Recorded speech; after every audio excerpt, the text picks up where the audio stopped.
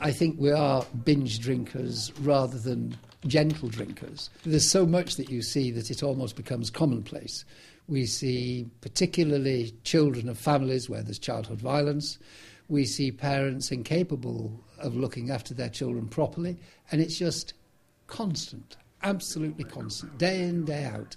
There isn't a surgery happens whereby there isn't some problem that has been caused by alcohol.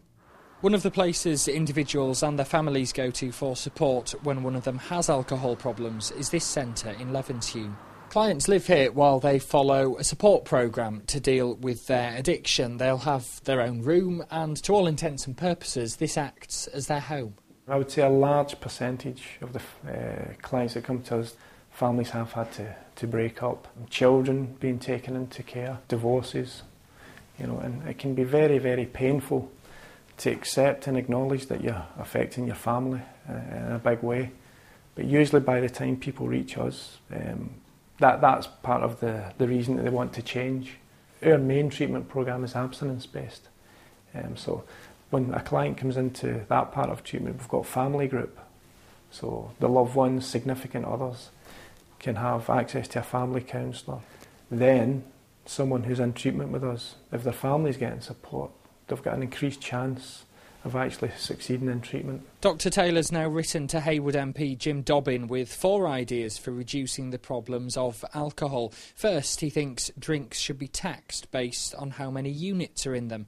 Then he'd like to see the minimum drinking age increased to 21. He wants more licensing controls to tackle alcoholism, and he's calling for the Health Secretary to step in and take more action.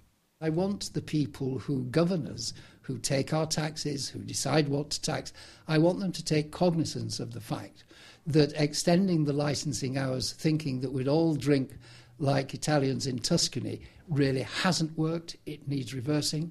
To be able to get a litre of 7.5% alcohol for less than £2, that needs reversing. And then the thing that really gets me is the fact that we, in general practice, we're expected to solve this problem by sticking plasters. The fear is if changes aren't made, more families could end up being ripped apart by those who depend too much on having a drink. James Webster, Channel M Today.